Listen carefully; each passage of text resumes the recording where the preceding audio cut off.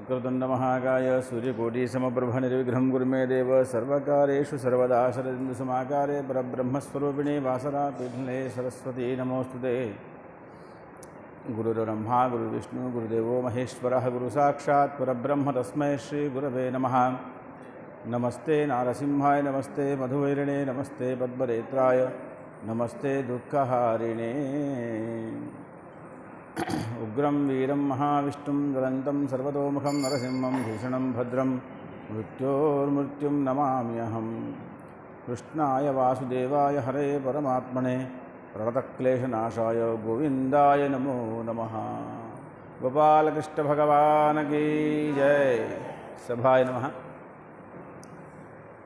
వైశాఖ మాసంలో మనం రోజు దానము కథ జ్ఞానము సంపాదించుకుంటాం. దీన్ని జ్ఞానగంగా అన్నారు. మనం రోజు స్నానం చేస్తే శరీరము శుద్ధి అవుతుంది, దాంతోపాటు మనసు బుద్ధి కూడా పవిత్రమవుతుంది అని చెప్తారు. మనం గోదావరి తీరానికి వెళ్తే, ఉదాహరణకి ఇప్పుడు గంగా తీరానికి వెళ్తే అక్కడ మనకు మొదలు కనబడేది చాలా దగ్గర అయితే బురద, ఇసుక, ఎంత అంటే అందవిహీనంగా ఉంటుందంటే చూసి దాంట్లో స్నానం చేయడం ఇష్టం అనిపించి అలా ఉంటుంది. గట్టు మీద పాడైపోయిన బట్టలు, బురద, చెత్త, ప్లాస్టిక్ ఇదంతా ఉంటుంది. మీరు గుర్తుపెట్టుకోండి, గంగా పవిత్రము, గంగా స్నానము పవిత్రము. కానీ మన చూపు మనకు ఎలా ఉంటుందంటే అది ఎలా బాగా కనపడితే మనకు ఆకర్షణీయంగా అనిపిస్తుంది కదా. కానీ గంగా నీళ్లు మనం ఒకసారి ఆ చెత్తను దాటిపోయిన తర్వాత, మీరు బాగా వింటే అర్థమవుతుంది, చెత్తను దాటిపోయిన తర్వాత తీసుకునేటువంటి ఆచమనం గంగ లోపల నీళ్లు అడుగుదాకా పోయిన తర్వాత అవి పవిత్రము. మీ యొక్క శరీరాన్ని శుద్ధి చేయడం కోసం కాదు గంగా, మీ యొక్క శరీరము శుద్ధి చేయడం కోసం కాదు గంగ. అందుకని గంగలో చాలామంది షాంపూలు సబ్బులన్నీ పెట్టుకుంటారు. మీ శరీరాన్ని అది శుద్ధి చేయదు. మీ యొక్క లోపల ఉన్నటువంటి ఆలోచన, మనసు, బుద్ధిని పవిత్రం చేస్తుంది దాని గుణం అది. మీరు బట్టలు ఉతుక్కోవడానికో శరీరము మురికిని తీసుకోవడానికి కాదు గంగా స్నానం. అలా వైశాఖ మాసంలో మనం వింటున్న ప్రతి ఒక్క కథలో అంతర్భాగమైనటువంటి దాని గుణధర్మము, ఇవన్నీ కూడా మన మనసును, మన బుద్ధిని, మన చిత్తాన్ని పవిత్రం చేస్తాయి. కాబట్టి మనం పురాణం వినాలి. గుర్తుపెట్టుకుంది. గంగా స్నానానికి వెళ్ళి అక్కడ చెత్త ఉంది కాబట్టి వాపసు రాకూడదు. ఇంకా పుష్కరాలు చాలా విచిత్రం. పుష్కరాలు అయితే మనం స్నానం చేయడం కాదు కదా, ఆచరించే అవకాశం లేదు. కానీ పుష్కరం అంటేనే అలా అంతమంది స్నానం చేయమని చెప్పింది పంచాంగము, శాస్త్రము, ధర్మము. ఒక మనిషి ఒక వ్యక్తితో చెప్పింది కాదు కదా. కాబట్టి దాన్ని అపవిత్రంగా చూడకూడదు. నువ్వు అపవిత్రంగా ఉన్నావు కాబట్టే, నీ మనసు అపవిత్రంగా ఉంది కాబట్టే గంగా స్నానం. ఏదది నీ మనసు పవిత్రపడడం కోసం, శరీరం కాదు. ఈ విషయం గుర్తుపెట్టుకునే బాగా శ్రద్ధగా వెళ్ళండి. చెప్పేవాళ్ళు చాలా చెప్తారు అలా చేస్తే ఆ రోగాలు వస్తాయని. కానీ మీరు ఒక మాట గుర్తుపెట్టుకోండి, మన భారతదేశంలో ఇన్ని గంగా స్నానాలు, ఇన్ని పుష్కరాలు చేసిన పక్షంలో కూడా మన భారతదేశం నుంచి ఒక్కటి కూడా రోగం బయటకు వచ్చి ప్రపంచ దేశాలకు పరిచయం అవ్వలేదు. మన దగ్గర, అవునా, మన దగ్గర నుంచి ఒక్క రోగం కూడా వెళ్ళదు.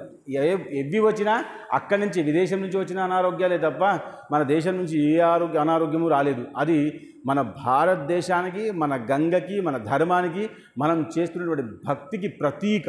గుర్తుపెట్టి, అందుకనే ధర్మం పాటించాలి. మన దగ్గర నుంచి ఏమీ పోలేదు.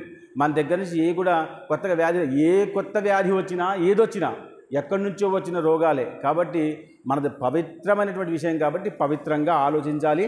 అలా కథ వింటూ ఉండడం వల్ల మనసు, మన బుద్ధి, మన ఆలోచన పవిత్రంగా అయిపోతుంది అనుకుంటూ గంగా స్నానం చేసిన పుణ్యాన్ని సంపాదించుకుంటూ కథను వినుకుంటూ రావాలి. రోజు ఒక కథ ప్రకారంగా మనం చెప్పుకుంటూ వస్తే మనం దానము, స్నానము, లేకపోతే వాళ్ళ దగ్గర ఉన్న వస్తువు, లేదా మన దగ్గర ఉన్న వస్తువు, లేదా వాళ్ళకి అవసరం ఉన్న వస్తువు, లేకపోతే వాళ్ళకి ఏదైనా సహాయం చేయడం వల్లే పుణ్యాలు వచ్చుకుంటూ పోయాయి. ఎందుకనే ధర్మము అంటే ఏమిటి?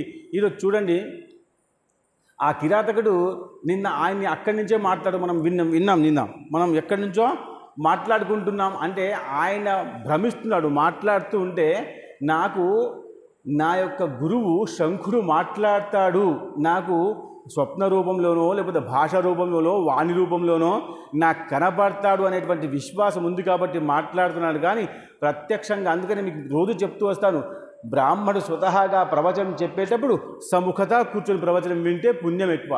టీవీల్లో చూడడం వల్ల పుణ్యము రాదు, జ్ఞానం మాత్రమే వస్తుంది. కాబట్టి బ్రాహ్మడు ఎక్కడైనా చెప్తే, ఇప్పుడు మళ్ళీ వైశాఖ మాసం చెప్పడము, ఇంకా శ్రావణ మాసం చెప్తే మీకు తెలిస్తే చాలు వెళ్ళాలి. నేను చెప్పాను కదా, ధర్మం కోసం ఒకరు పిలవడం ఉండదు. ధర్మం పాటిద్దామన్న వాళ్ళు వాళ్ళకు వాళ్ళే వెళ్ళాలి, తెలుసుకొని మరీ వెళ్ళాలి. ఇప్పుడు ఇక్కడ విషయం అర్థమవుతుంది. రేపు ఎక్కడైనా కార్యక్రమం ఉంటే ఈసారికి మేము చెప్పేస్తాం. ఇక్కడ కార్యక్రమం దాకా జరిగింది కదా కృష్ణ మందిరంలో, ఇప్పుడు మాకు అక్కడ వెంకటేశ్వర స్వామి ఆలయంలో ప్రోగ్రాం ఉందని మీకు చెప్పేస్తే, మీకు చెప్పేస్తే మీరు వచ్చేయడం అంతే. మీకు అసలు మొదలు తెలుసుకోవాలి. తెలుసుకునే అవకాశం లేకుండా ఉంటే కొంచెం సేపటి కోసం మనం బాధపడాలి. కానీ తెలిసే అవకాశం ఉండి మనం ప్రయత్నం చేయకుండా మనం ఇంకా భక్తులం కాదని అర్థం. బలవంతంగా రావడమో లేకపోతే ఇష్టం లేకుండా రావడమో కుదరదు. కాబట్టి గంగా స్నానం చేయడం వల్ల ఇలాంటి పుణ్యం వస్తుందని మనం ధార్మికుల కథలు వినుకుంటూ ఉంటే, ఒక్కొక్క కథ వల్ల ఒక్కొక్క జ్ఞానం వస్తుంటే, ఆ యొక్క కిరాతకుడు ఆయన ఎక్కడి నుంచో వాణి ద్వారా వింటున్నాడు. కాబట్టి అలా కాదు, సుముఖతగా, అంటే ఆయన శంఖుడు నా ముందర ఉంటే ఇంకా నాకు జ్ఞానం ఎక్కువగా వచ్చే అవకాశం ఉందని చెప్పేసి ఆయనకి అలవాటు పడ్డాడు, ఆయన మాటలకి అలవాటు పడ్డాడు. మనం పుస్తకం చదవడమో, పొద్దున్నే ఛాయ్ తాగడమో, లేకపోతే ఇంకో కార్యక్రమమో, టీవీ చూడడమో, ఇంకా ఏదైనా ఒక అలవాటు పెట్టుకోండి. ఆ అలవాటు ఒకవేళ తప్పితే మన మనసు ఒక దగ్గర ఉండదు. మనకేదో తప్పు చేసినట్టుగా అనిపిస్తుంది. ఈరోజు మనం పుస్తకం చదవలేదు, లేదా ఈరోజు మనం పేపర్ చదవలేదు, ఈరోజు మనం ఛాయ్ తాగలేదు, ఈరోజు నా మిత్రుడికి మాట్లాడలేదు. మనకు ఒకరి పట్ల ఎట్లయితే ఆలోచన ఉంటుందో అతని గురించి మనం మాట్లాడకుండా ఉంటే మనకు అంత బాధ, వ్యధగా ఉంటుంది. దాన్ని వ్యసనము అన్నారు. ఆయనకి మాట్లాడాల్సిందే, పేపర్ చదవాల్సిందే, పుస్తకం చదవాల్సిందే, కాఫీ టీలు తాగాల్సిందే, దైవభక్తి చేయాల్సింది. చాలామందికి ఆలయంకి వచ్చే అలవాటు ఉన్నటువంటి వాళ్ళు ఆలయానికి వెళ్ళలేకపోతే కూడా బాధపడతారు. మనం మంచి విషయాలు కూడా చెప్పుకోవాలి. ఊరికే టీవీ చూస్తారు అనకూడదు. పాపం స్త్రీలను ఎప్పుడు కూడా కించపరచకూడదు. స్త్రీల వల్లే ఆలయాలు నడుస్తున్నాయి, గుర్తుపెట్టుకోండి. లేకపోతే వాళ్ళు లేకపోతే, అసలు స్త్రీలు లేకపోతే ఏ కార్యక్రమం లేదు, పెళ్ళి లేదు, గుడి లేదు, కార్యక్రమం లేదు, ఏమీ లేదు. చాలా గొప్పవాళ్ళు మీరు, సంతోషమే. కానీ చేసిన దాంట్లో ఇంకా ధర్మకార్యం ఎక్కువగా చేయాలని మీకు విన్నవించడమే తప్ప ఇంకో విషయం లేదు. మీరు లేకపోతే ఏ కార్యక్రమం లేదు. అందరూ మొగోళ్ళు కార్యక్రమం పోతే ఏం బాగుంటుంది? ఏం బాగుండదు. అసలు ఏ కార్యక్రమం అయినా బాగుండదు. పెళ్ళైనా బాగుండదు, విషయమైనా బాగుండదు, ఇంకేమైనా బాగుండదు, ఏది బాగుండదు. కాబట్టి స్త్రీలు గొప్పవాళ్ళే. అలాంటిది ఆయన ఏమంటున్నాడు, ముఖత అంటే బ్రాహ్మడు ముఖత శంఖుడు నాకు ఉంటే బాగుంటుంది అనుకొని ఆయన పట్ల ఆయనకు జిజ్ఞాస కలిగింది. చూడండి, ఇప్పటిదాకా కిరాతకుడు చంపుదామనుకుని ఒకప్పుడు, అలాంటిది ఈయన మంచి విషయాలు చెప్పంగానే, ఒక వ్యక్తికి మంచి విషయాలు అర్థమవ్వడు అంటే అదృష్టం, తొందరగా అర్థం అవ్వడం ఇంకా అదృష్టం. అలా కాదు. కానీ ఇక్కడ మెల్లగా అయింది కాబట్టి, ఇంకా ఆయన ఎక్కువగా దూరం పోలేదు కాబట్టి ఆయన పట్టుకొద్దామనే ఉద్దేశంతో ఈయన ఏ దారిని వెళ్ళాడు శంఖుడు, ఆ దారిన ఆ యొక్క కిరాతకుడు వెళ్ళాడు. గుర్తుపెట్టుకోండి బాగా. తాపత్రయం ఏమిటి? నాకు ఆయన దొరకాలి, నేను ఆయన్ని పట్టుకోవాలి, ఆయనతో మాట్లాడాలి, ఆయన మంచి విషయాలు చెప్పాలి, నేను వినాలి. ఎవరి పట్ల? దేవుడి పట్ల, వాసుదేవుడి పట్ల, భగవంతుడి పట్ల, ఆయన కథలు, ఆయన లీలలు, ఆయన చేసిన చమత్కారాలు అన్నీ వినాలని కోరిక పుట్టి ఆయన కోసం వెళ్ళాడు. చూడండి, ధర్మకార్యం కోసం వెళ్తున్నప్పుడు సంకటాలు రావడం సహజం. ఆయన ఒకప్పుడు కిరాతకుడు కదా, ఆ ప్రాంతంలోనే ఉన్నాడు కిరాతకుడు. ఒక శంఖుడికి మాత్రమే తెలుసు ఆయన మంచివాడు ఇప్పుడు అయ్యాడని. అవునా? మిగతా వాళ్ళకి ఎవరికి తెలియదు. కాబట్టి ఆయన చూసిన వాళ్ళు కొందరు ఆయన్ని చూసి భయపడడం కొంతమంది చేస్తుంటే, కొంతమంది ఆయనకు బాధ పెడదామని ప్రయత్నం చేస్తున్నారు. ఎందుకు? అయితే ఆయనతో యుద్ధం చేయాలి, గొడవ చేయాలి అంటే ఆయనకంటే శక్తి ఎక్కువగా ఉండాలి. ఎక్కువగా ఉన్నవాళ్ళు ముందుకొచ్చి యుద్ధం చేయడం సిద్ధమవుతారు. ఒకప్పుడు నాకు నష్టం చేశావు కాబట్టి ఇప్పుడు నాకు దొరికావు కాబట్టి మార్గ మధ్యలో నిన్ను పట్టుకొని కొడతాను, నాకు తృప్తిగా ఉంటుందని ఒక ఆలోచన. ఒకడేమనుకుంటాడు, అమ్మో వీడి కిరాతకుడు, వీడి ముందర ఇంతకు ముందు పోతే నష్టం జరిగింది, ఇప్పుడు మళ్ళీ వెళ్ళకూడదు అని ఇంకొకటి అనుకుంటాడు. అవునా? అంటే ఆయన పట్ల ఇతరులకి ఎలాంటి అభిప్రాయం ఉందో అలాంటిది వాళ్ళు వ్యక్తపరుస్తారు. కాబట్టి ఒక మనిషి ఏమనుకున్నాడంటే, ఇతడు ఇంతకు ముందు నాకు నష్టం చేశాడు కాబట్టి ఇప్పుడు ఈయనలో ఏదో గాంభీర్యం ఉంది, అంటే ఆలోచన వేరుగా ఉంది. ఈయన ఇక్కడ ఉన్నాడు కానీ ఇక్కడ ఆలోచనలు లేడు, వీరికి ఏదో కావాలి. చూడండి ఎలా ఉంటుందో మనిషి యొక్క విషయం. అలా వెళ్తున్నాడు అంటే, ఆ మనిషి నడుస్తున్నాడు అంటే, ఆ మనిషి ఒకవేళ రోడ్డు మీద లేకుండా ఉంటే ఎక్కడో ఆలోచించుకుంటూ ఉంటే కింద పడిపోతాడు. అవునా? మనం అనుకుంటాం, ఏమయ్యా నువ్వు ఇక్కడ ఉన్నావా, అసలు అక్కడ ఉన్నావా, మైండ్ ఆబ్సెంట్ బాడీ ప్రెజెంట్గా ఉందా ఏమిటి అని అంటున్నామా ఎప్పుడు ఆయన్ని గుర్తుపడుతున్నప్పుడు. అలా ఆయన పోతూ ఉంటే ఒక వ్యక్తి ఆయన ఆపాడు. ఆపి ఏమయ్యా ఇంతకు మూలు నాకు నువ్వు ఇబ్బంది పెట్టావు అంటే అవునా అన్నాడు. చూడండి, అవునా అన్నాడు. అవునా, అవును. అవునా అంటే నాకు జ్ఞాపకం లేదు. ఎందుకు జ్ఞాపకం లేదు? ఇప్పుడు నేను ధర్మ మార్గంలో వచ్చాను కాబట్టి. పాపాలు నేను పెద్దగా గుర్తించదలుచుకోలేదు. నాకు పాపాలు వద్దు, నేను తప్పుడు పని చేసిన విషయాలు నాకు ఇప్పుడు ఏమొద్దు. ఇప్పుడు నాకు ఆ యొక్క శంకుడు కావాలి, నేను అక్కడికి వెళ్తున్నాను. కాబట్టి ఆ వ్యక్తితో ఈయన ఎలా మాట్లాడుతున్నా అంటే, ఇంకా ఒకవేళ నా వల్ల నీకు ఇబ్బంది కలిగి ఉండి, ఇది ధార్మికుడు, ఇది ధార్మిక బుద్ధి, నా వల్ల నీకేమైనా గతంలో ఇబ్బంది కలిగి ఉంటే క్షమించండి. ఇది ధార్మిక బుద్ధి. గుర్తుపెట్టుకోండి, మనిషికి మెల్లగా ఒక్కసారి ధార్మిక బుద్ధి వచ్చేస్తే ఇంకా పోయే అవకాశం లేదు. ఆ గుణాన్ని అలా ఆయన ప్రకటింపజేస్తాడు. ఇది ధార్మిక బుద్ధి. ఏమిరా ఇంతకుముందు అలా ఉండేవాడివి, ఇలా నమస్కరిస్తున్నావేమిటి అంటే, ఈయనకి ఆ కొత్త మనిషికి ఆశ్చర్యం. ఈయనకి ఆశ్చర్యం లేదు. ఎందుకు? ఈయనకి అంత మంచి గుణం వచ్చింది ఇప్పటిదాకా అని చెప్పుకుంటూ వచ్చాడు కాబట్టి, అదంతా కూడా ఆయన అవపోసం చేసుకున్నాడు కాబట్టి, ఆయన ముందరే మతంగ మహాముని యొక్క దంతిల కోహలుడు ఆయన ముందరే పురుషులుగా తయారయ్యారు కాబట్టి, వాళ్ళు గజులు సింహాలుగా ఉన్నారు, వాళ్ళు మనుషులుగా తయారయ్యారు కాబట్టి, ఆయనలో అన్ని మంచి గుణాలు మాత్రమే జ్ఞాపకం వస్తున్నాయి. కాబట్టి మనం కూడా కూర్చుని ఉన్నప్పుడు మనకు మంచి ఉంటాయి, చెడు ఉంటాయి. మీరు ఎప్పుడైనా కూర్చుని ఉన్నప్పుడు సమయం ఉంటే, ఎవరికి సమయం లేదు, ఒకవేళ ఉంటే మంచిని ఒకసారి జ్ఞాపకం చేసుకుంటూ రండి. అన్నీ మళ్ళా మంచి జరుగుతూనే ఉంటాయి. ఒకవేళ చెడు విషయం జ్ఞాపకం వచ్చి దాన్ని మనం చెడుగా అన్నీ అనుకుంటూ పోతే ఈ తర్వాత అన్నీ కూడా చెడుగానే వస్తాయి. ఇదంతా మీరు ఒకసారి ఇంట్లో కూర్చుండి దీన్ని ఏం చేయాలని ప్రాక్టీస్ చేయాలి. దీన్నంతా ఏమంటారంటే, భగవంతునికి పట్టుకోవడం ఎలా ఉంటుందో అన్న విషయం మీద ఇలా పట్టుకుంటే అర్థమవుతుంది. కాబట్టి నా ద్వారా తప్పు జరిగి ఉంటే క్షమించమనగానే ఆయన అనుకున్నాడు, ఈయన ఇలా అయిపోయాడేమిటి, అసలు కిరాతకుడు కదా ఈయన కిరాతకుడు, ఆయన పేరే కిరాతకుడు అయిపోయింది కాబట్టి ఇలా అయిపోయాడని ఆయన అనుకున్నాడు. ఈయన్ని వదిలిపెట్టేస్తా, పోని ఇంకా క్షమించమని అడిగిన తర్వాత ఇంకా విషయం ఉందని చెప్పేసి పంపించేస్తే ఆయన మళ్ళా వెళ్తుంటే ఆయన ఇంతకు మొదలు కొట్టినటువంటి, చూడండి, సర్పము ఎప్పుడు కూడా పగపడుతుంది, గుర్తుపెట్టుకోండి. అందుకనే సర్పదోషము, నాగదోషము,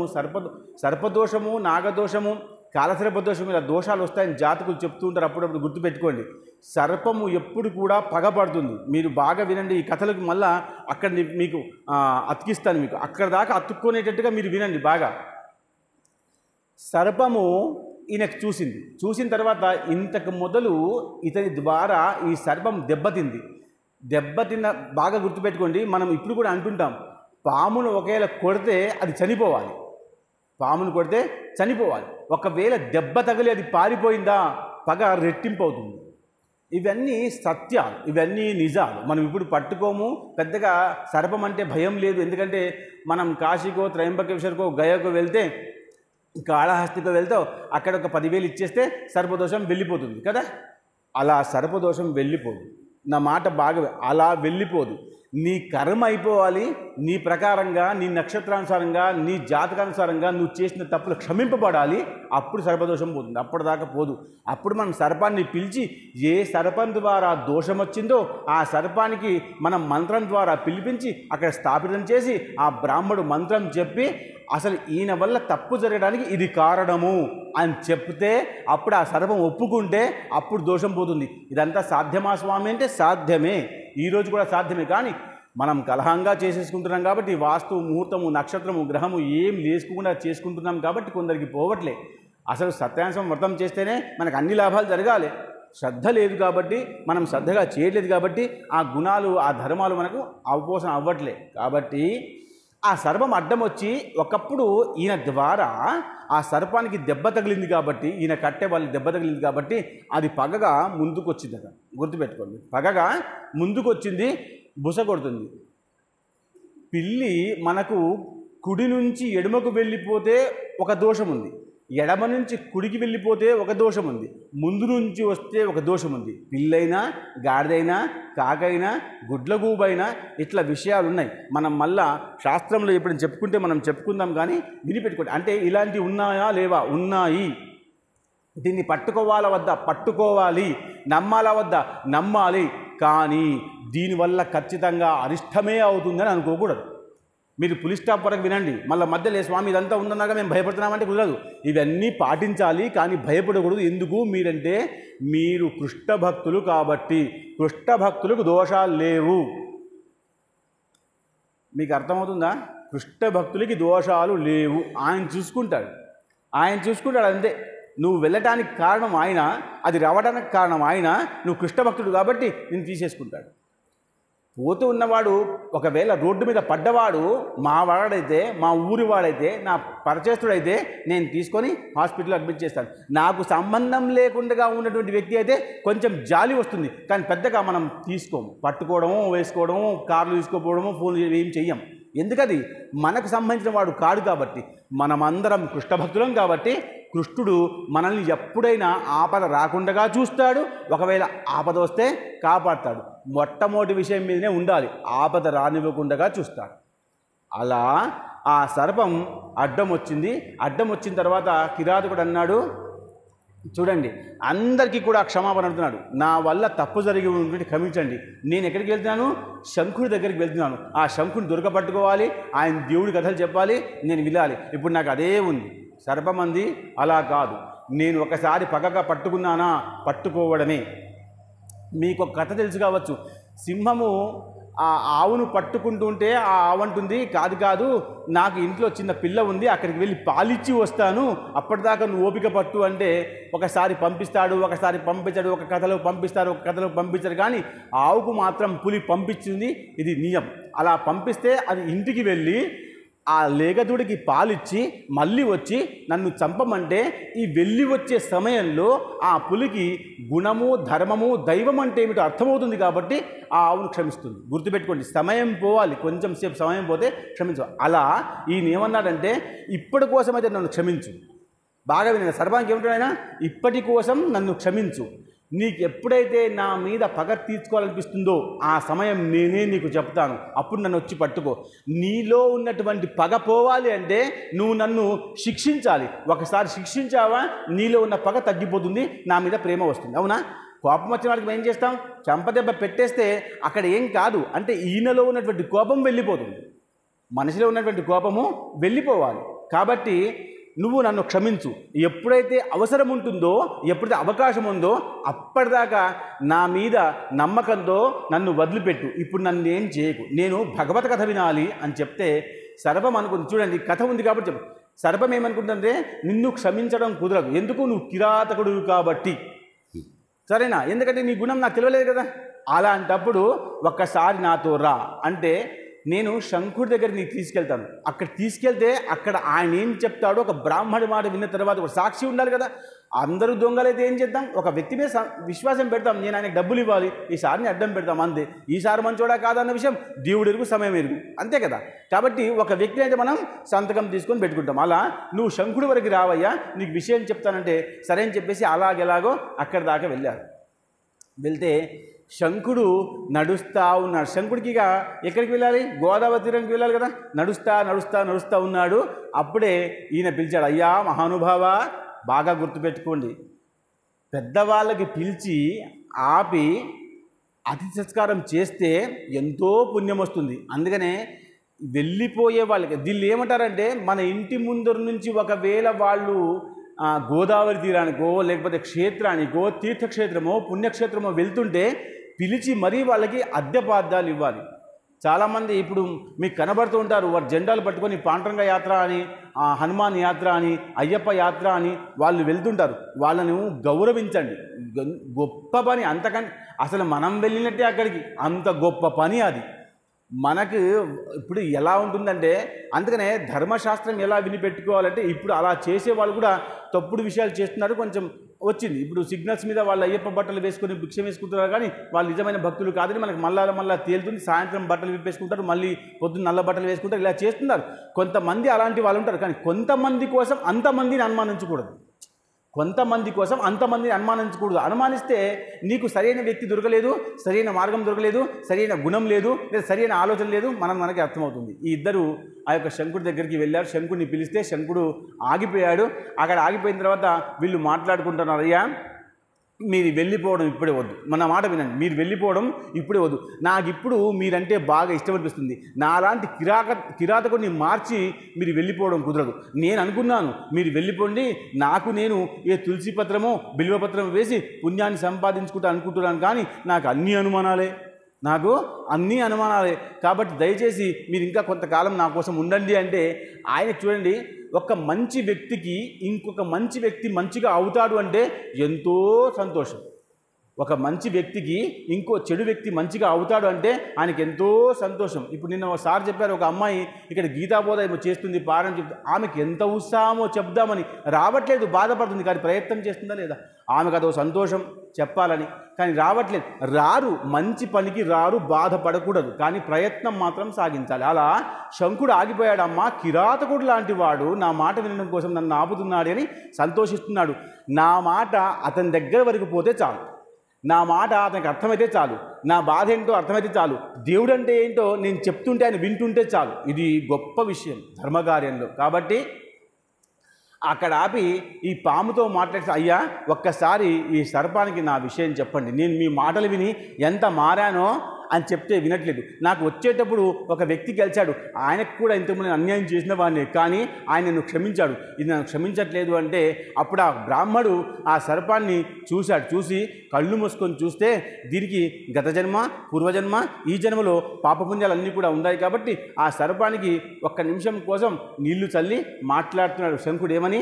అయ్యా నువ్వు ఓపిక పట్టు, నిజంగానే కిరాతకుడు చెప్పినట్టుగా ఎప్పుడైతే నీ జన్మలో మళ్ళీ నీ అంశతో పుడతాడో అలా పుట్టిస్తాను, నువ్వు ఓపిక పట్టంటే సరే అంది సర్పం అక్కడి నుంచి వెళ్ళిపోయింది. అంటే యమధర్మరాజు ఎలాగైతే నా నరకంలో ఎవరూ రావట్లేదు కాబట్టి నేను కీర్తిమంతుని చంపేస్తానని చెప్పేసి కిందికి వచ్చి చంపే ప్రయత్నం చేస్తే అప్పుడు నీకు కూడా వైశాఖ మాసంలో చేసిన పుణ్యానికి ఫలితం ఇస్తానని చెప్తే ధర్మరాజుకు కూడా మనం అర్ఘ్యపాద్యాలు దానము చేస్తే అప్పుడు ఆ యొక్క యమధర్మరాజు ఒప్పుకున్నాడా లేదా? అలాగే ఈ యొక్క కిరాతకుడి గురించి కూడా ఆయా పాము ఏమనుకుంటుందంటే, నాకు మళ్ళీ గత జన్మ పూర్వజన్మ ఈ జన్మ ఉంది కాబట్టి మళ్ళీ జన్మలో పాముతో నాకు సంబంధం ఉంది కాబట్టి శంకుడు చెప్పాడు కాబట్టి ఒప్పుకుందామని ఒప్పుకుని ఎలా ఒప్పుకుంది?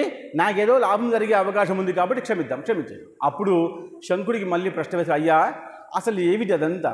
నాకేమో కిరాతకం మాత్రం తెలుసు, మీరేమో ధర్మం చెప్పిపోతున్నారు, ధర్మం చేద్దామా, నాకు అనుమానాలు బాగా వస్తున్నాయి స్వామి అని మళ్ళీ ఒక చెట్టు కింద ఆయన్ని కూర్చోబెట్టాడు. శంకుడు అనుకుంటున్నాడు, ఎంత ప్రీతిరా నీకు భగవంతుడు అంటే.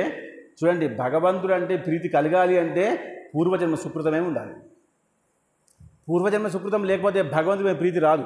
అసలు భగవంతుడి నామస్మరణ కూడా చేయడం కుదరదు చాలామందికి. భగవంతుడి నామస్మరణ చేయడం అంటే ఇప్పటి వాళ్ళు చాలామంది ఏమనుకుంటారంటే అదొక వ్యర్థమైన పని, అది పనికిరాని పని, అది పని లేని వాళ్ళ పని. అర్థమైందా? పని లేని వాళ్ళ పని అని పెద్దగా చెప్పేసుకుంటాను. ఇలా చేస్తే ధర్మం నిలబడదు, ధర్మం చచ్చిపోయిందా, మనమందరం ఉండి వృధా. ఇన్ని ఆలయాలు కట్టి, ఇంత అయోధ్య కట్టి మనకు ధర్మమే తెలియకపోతే ఏమి ఉపయోగం లేదు. ధర్మాత్ముల ఇప్పుడు లక్షల మంది రామాలయంకి వెళ్తున్నారు, నా మాట అంటే బాధపడద్దు, వీళ్ళందరూ ధార్మికులా కాదు, వీళ్ళకి ధర్మం తెలియదు. కానీ ఆలయంలో ఉన్నటువంటి రాముడిని చూద్దామని కోరిక ఉంది కదా, కోరికను చూసిన తర్వాత కనీసము ఆ కోరిక తీరిన తర్వాత ధర్మాత్ములుగా మారాలి. రాముడికి కావాల్సింది ధర్ముడు, అంటే ధర్మంగా ఉన్నవాడు. అసలు నీకు ధర్మమే తెలియకుండా ఉంటే ఆయన్ని ఏమడతావు నువ్వు? ఆయన ఇచ్చేదే నీకు ధర్మం, ధార్మిక బుద్ధి. కాబట్టి కొంచెం ధర్మం తెలుసుకొని పోతే ఇంకా సంతోషిస్తాడు స్వామి. మీరు మంచి బట్టలు వేసుకొని పోతే మీకు క్షమిస్తాడు స్వామి. మీరు మంచి అలంకరణ వేసుకొని పోతే క్షమిస్తాడు, ప్రేమిస్తాడు స్వామి. మీరు ఏదైతే ధర్మ సాంప్రదాయం ప్రకారంగా దుస్తులు వేసుకోవాలో అది వేసుకొని పోతే భగవంతుడు ఇంకా సంతోషిస్తాడు. నీ ఇష్టమున్నట్టుగా వెళ్తే అసలు నీకు వాచ్మెన్ కూడా బయట ఆపేస్తాడు. దేవుడు కాదు, వాచ్మెన్. నువ్వు జీన్ ప్యాంట్ వేసుకొని కింద షూస్ వేసుకొని పోదా అంటే గుళ్ళు రాయిస్తాడా? మరి ఎప్పుడైతే వాచ్మెన్కి ఒక విషయం అర్థమవుతుందో బూట్లు వేసుకొని పోవద్దని, మరి ఎలా వెళ్ళాలో ధర్మం తెలియకూడదా?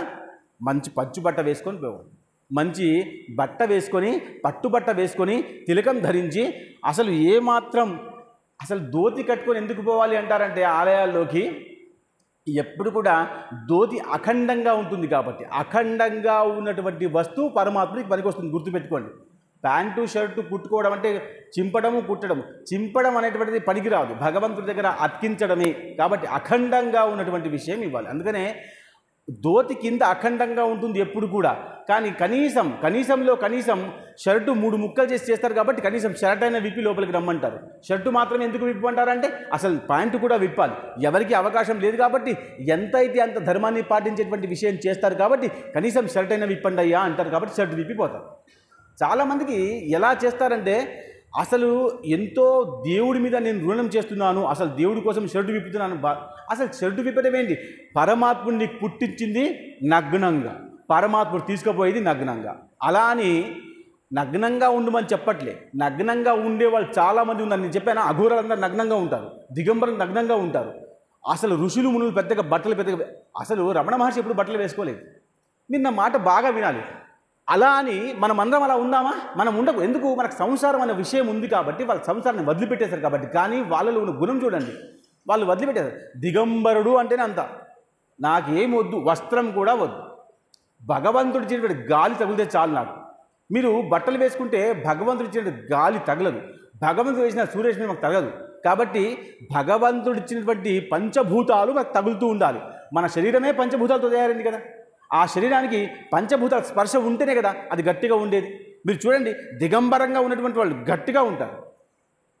కాబట్టి ఆయన దగ్గర వెళ్ళి అన్ని విషయాలు వింటున్నాడు. నాకు ధర్మం అంటే అర్థమవుతుంది, కానీ మీ దగ్గర నుంచి వెళ్ళిపోవడం అంటే నాకు ఇష్టం లేదు, కాబట్టి మీరు చెప్పండి అని ఆయనకి దండం పెడుతున్నాడు. ఆ సర్పం అలాగా వెళ్ళిపోయిందా? వెళ్ళిపోయిన తర్వాత ఈయన ఆ యొక్క శంఖుడు ఆయనకి చెప్తున్నాడు. ఎవరికి? కిరాతకుడికి. ఏమని? ధర్మం అంటే ఇలా ఉంటుందయ్యా, ధర్మం ఇలా చేయాలి అని చెప్తుంటే అసలు ధర్మం అంటేనే నాకు అర్థం అవ్వట్లేదు. నాకు ధర్మము అన్న పదానికే అర్థం తెలియదు. మీరంటున్నారు రజోగుణం అంటున్నారు, తమోగుణం అంటున్నారు, సత్వగుణం అంటున్నారు, ఇవన్నీ నాకేం అర్థం కావట్లేదు కదా అని అంటే ఆయన కూర్చోబెట్టాడు. మళ్ళీ తాంబూలం ఇచ్చారు, ప్రసాదం పెట్టారు, తీర్థం తీసుకున్నారు, మంచిగా భుజించారు, ప్రశాంతంగా చెట్టు కింద గాలి దగ్గర కూర్చొని అన్ని విషయాలు మాట్లాడుకుంటున్నారు.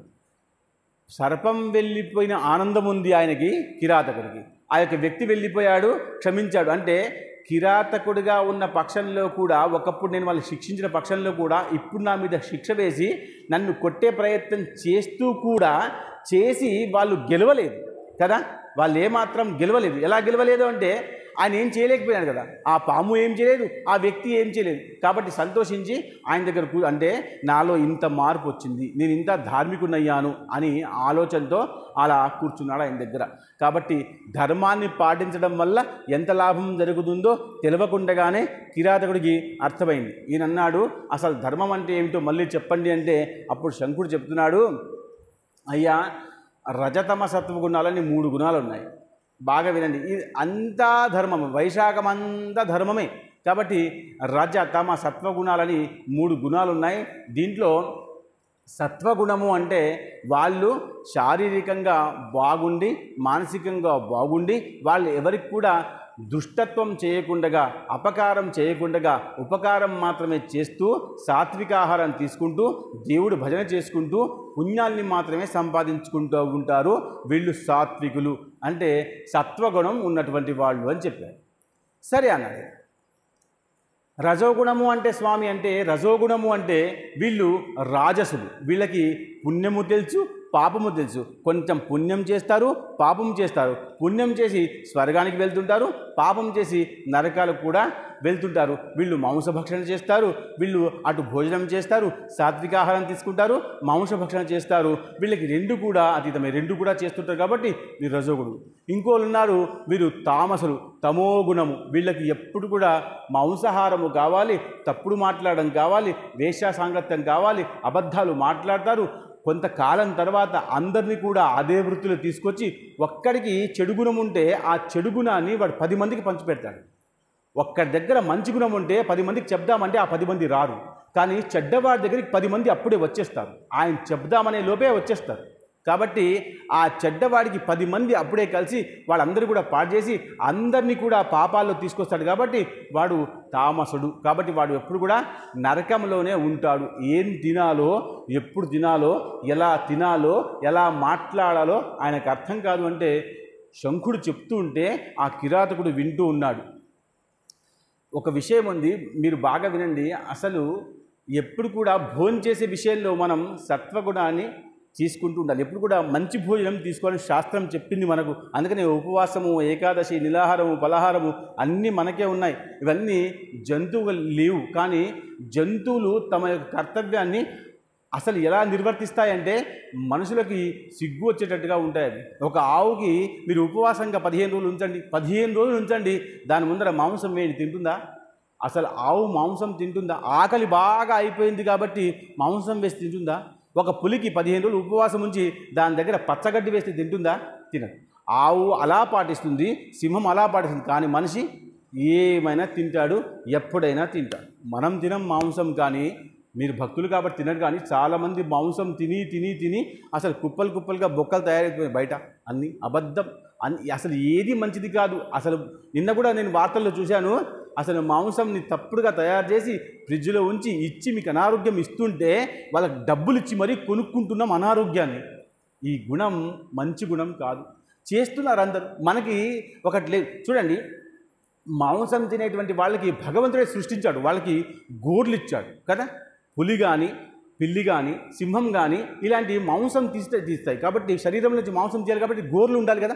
ఆ గోర్లతోని మాంసం తీసి ఆ పళ్ళతుంటే పళ్ళు కొచ్చగా ఉంటాయి. కాబట్టి ఏవైతే పళ్ళు నిదానంగా ఉన్నాయో వాళ్ళకి మాంసం తినే అవకాశం లేదు. ఏనుగు తినదు, ఆవు తినదు, గేదె తినదు. వాళ్ళు నీళ్లు కూడా అన్నంగా తాగుతారు. అంటే మనిషికి గుణం ఉంది, వ్యక్తికి గుణం ఉంది, తర్వాత జంతువుకి గుణం ఉంది, దాంట్లో మృగాలు ఉన్నాయి, తర్వాత మంచి జంతువులు ఉన్నాయి. కానీ వాళ్ళ నియమాలు పాటించిన పక్షంలో కూడా మనం పాటించట్లేదు. మనం పాటించకుండా ఉంటే ధర్మం మాత్రమే మనకు మాత్రమే చేయమని చెప్పింది శాస్త్రం. జంతువులకి ధర్మం లేదు. ఆవుకి, నా మాట బాగా మనం ఆవును పూజిస్తాం, ఆవుకి భర్త కొడుకు అన్న విషయం లేదు. ఒక వయసు వచ్చిందంటే వాళ్ళ ద్వారా ఇంకొక సంతానం అవ్వవచ్చు. ఆ ధర్మశాస్త్రం వాళ్ళకి అంతే ఉంది, నియమం. అదే నేను పుట్టింది కదా, దీనికి కొడుకు కదా అంటే కుదరదు. ఒక వయసు వచ్చిన తర్వాత అది అంతే. కాబట్టి మనిషికి నియమం ఉన్నా మనిషి పాటించట్లేదు, మనిషికి ధర్మం ఉన్నా మనిషి పాటించట్లేదు. ఆ జంతువులు అలా పాటిస్తున్నారు కాబట్టి మనం వాళ్ళని చూసి ఆ యొక్క నియమాల్ని నేర్చుకోవాలి. అలా ఈ రజతమ సత్వగుణాల వాళ్ళు ఉంటారయ్యా. కాబట్టి వీళ్ళతో నువ్వు దేంట్లోకి వస్తావో నువ్వు నిర్ణయం తీసుకో. నువ్వు రజోగుణమా, తమోగుణమా, సత్వగుణమా అన్న విషయం నువ్వు ఆలోచించు. నువ్వు ఎలా ఉన్నావు అంటే నీ దగ్గర అలాంటి వాళ్ళు వస్తారు. ఇదంతా కూడా ధర్మం. దీన్ని ఏమన్నా అంటే భాగవత ధర్మము, భాగవత ధర్మములు. ఈరోజు అధ్యాయంలో అంతా ఇదే ఉంది. మనకు మంచి చెప్తూ ఉంటే ఆస్తి వస్తుంది. ఎవరికైనా మంచి చెప్తుంటే అలా చేయకురా అంటే కోపం వస్తుంది. అలా ఎవరైతే దాన్ని ఇష్టపడుతున్నారో అది వాళ్ళకి చేయనిస్తే సంతోషం. మనం మంచోళ్ళం. ఏం చేద్దాం అనుకుంటున్నారో ఆ విషయం వాళ్ళని చేయనిస్తే మనం మంచోళ్ళం. అది తప్పురా అని చెప్తే మనం దుష్టులం. అవునా? అలా అయితే ఈయన ఏమంటున్నాడు, నాకు కొంచెం అర్థమైపోయింది. కానీ అసలు ఈ లోకము, ఈ ధర్మము, ఈ దేవుడు, కృప చూపించేవాడు వీళ్ళందరూ ఎలా వచ్చారు స్వామి? అసలు ఎక్కడి నుంచి వస్తారు వీళ్ళందరూ? ఎందుకు వస్తారు వీళ్ళందరూ? ఎందుకు వాళ్ళ కర్మలు చేసుకుంటూ మనల్ని ఎందుకు వేస్తారు? ఎందుకు బల్లి పుట్టాలి? ఎందుకు పిల్లి పుట్టాలి? ఎందుకు పుట్టాలి వీళ్ళందరూ? చూడండి, ఆయన ప్రశ్న చూడండి. మీరు ప్రవచనం వింటున్నప్పుడు ఒక విషయం అర్థం చేసుకోవాలి. అసలు ఆయన ప్రశ్న ఆయన కోసం కాదు, మన కోసం. ఎందుకు బల్లి పుట్టడం? బల్లి వల్ల ఒక్కళ్ళకి ఒక ఉపయోగం చెప్పండి. ఒక్కళ్ళకి ఏమీ లేదే.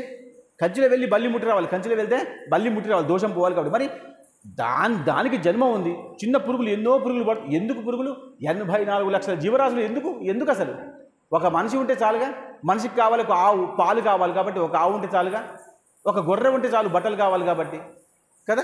మరి ఇంకేం కావాలి అంటే పరమాత్ముడి యొక్క లీల ఎలా ఉంటుందంటే అన్ని జీవరాశుల్లో ఉన్నటువంటి విషయాన్ని కనిపెట్టి ఎవరు ఎప్పుడు ఎక్కడ పనికొస్తారో ఆ విషయాన్ని అప్పచెప్పాలి. పరమాత్ముడే అప్పచెప్తారు. ఎందుకు బల్లి అంటే నీకు అర్థం కాదు కాబట్టి నీకు బల్లి వద్దు. కానీ బల్లి కూడా చాలామందికి కావాలి. బల్లి, కప్ప కావాలి చాలామందికి. అసలు అన్నిటికీ అన్నీ కావాలి. వాళ్ళ జన్మల్ని పూర్తి చేయాలి. మీకు బల్లి అవసరం ఉందా? లేదు. కానీ బల్లికి బల్లి జన్మ అవసరం ఉంది. ఎందుకంటే ఎప్పుడో అది ఇంతకుముందు క్రూరంగా ఉన్నటువంటి, అంటే ఎవరైతే ఇద్దరు భార్యాభర్తలు మాట్లాడుకుంటూ ఉంటే చెవు పెట్టి గోడ నుంచి విన్నాడు కాబట్టి వాడికి ఆ జన్మ వచ్చింది. గరుడ పురాణంలో చెప్పింది కదా. మరి బల్లి ఎందుకు వచ్చిందంటే తప్పు చేసింది కాబట్టి వచ్చింది. నువ్వు ధర్మం తెలుసుకున్న వాడివి, పుస్తకం చదివిన వాడివి, నీ గ్రంథాలను తెలుసు, మళ్ళీ బల్లి ఎందుకంటే?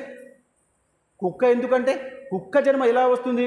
ఎప్పుడైతే చూడండి, కుక్క జన్మ ఎలా వస్తుంది? ఎప్పుడైతే సాత్వికులు అంటే మంచి సాత్వికులు, ధర్మం అంటే వాళ్ళు ఏమంటారు అంటే భార్యాభర్తలు సాత్వికులు, వాళ్ళిద్దరు కూడా సాత్వికులు. ఒకళ్ళకి మంచి గుణం ఉండి ఒకళ్ళకి చెడు గుణం ఉంటే దోషం, కానీ ఇద్దరికి మంచి గుణం ఉన్నప్పుడు వాళ్ళు యాత్రకి వెళ్తున్నప్పుడు ఒకవేళ కుక్క అటుగా మురుక్కుంటూ వస్తే దోషం, వాళ్ళు యాత్రను ఆపేస్తారు.